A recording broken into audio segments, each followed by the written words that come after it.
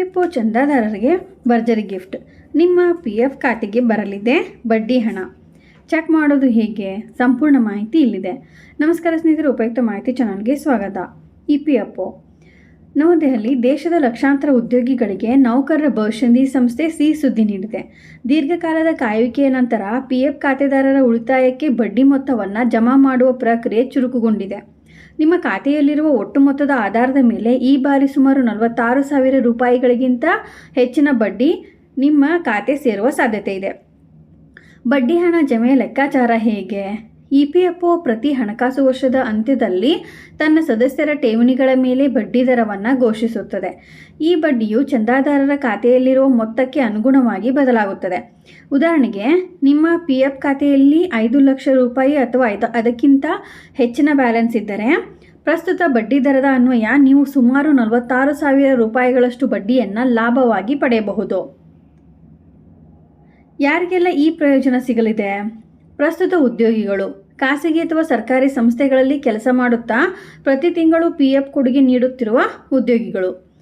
ಮಾಜಿ ಉದ್ಯೋಗಿಗಳು, ಕೆಲಸ ಬಿಟ್ಟಿದ್ದರೂ ತಮ್ಮ PF ಹಣವನ್ನು ಹಿಂಪಡೆಯದೆ ಖಾತೆಯಲ್ಲಿ ಹಾಗೆ ಉಳಿಸಿಕೊಂಡಿರುವವರು.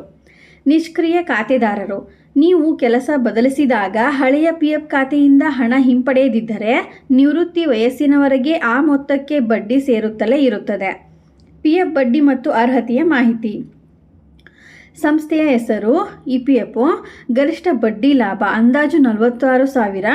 ಅರ್ಹತೆ ಎಲ್ಲ ಸಕ್ರಿಯ ಮತ್ತು ನಿಷ್ಕ್ರಿಯ PF ಖಾತೆದಾರರು. ಕಡ್ಡಾಯವಾಗಿರುವಂಥ ದಾಖಲೆ ಆಧಾರ್ ಲಿಂಕ್ ಆಗಿರುವ UAN ಸಂಖ್ಯೆ. ನಿಮ್ಮ PF ಖಾತೆಗೆ ಬಡ್ಡಿ ಹಣ ಸರಿಯಾಗಿ ಬರಬೇಕೆಂದರೆ ನಿಮ್ಮ UAN ಸಂಖ್ಯೆ ಆಧಾರ್ ಕಾರ್ಡ್ ಜೊತೆ ಲಿಂಕ್ ಆಗಿರುವುದು ಕಡ್ಡಾಯ. ಒಂದು ವೇಳೆ ಲಿಂಕ್ ಆಗದಿದ್ದರೆ ಕೂಡಲೇ ಮಾಡಿಸಿಕೊಳ್ಳಿ, ಇಲ್ಲವಾದಲ್ಲಿ ಹಣ ಜಮೆಯಾಗಲು ತೊಂದರೆ ಆಗಬಹುದು. ನಿಮ್ಮ PF ಬ್ಯಾಲೆನ್ಸ್ ಮತ್ತು ಬಡ್ಡಿಯನ್ನು ಚೆಕ್ ಮಾಡೋದು ಹೇಗೆ? ನಿಮ್ಮ ಖಾತೆಗೆ ಎಷ್ಟು ಬಡ್ಡಿ ಹಣ ಜಮೆಯಾಗಿದೆ ಎಂಬುದನ್ನು ತಿಳಿಯಲು EPFO ಆನ್ಲೈನ್ನಲ್ಲಿ ಸೌಲಭ್ಯ ನೀಡಿದೆ.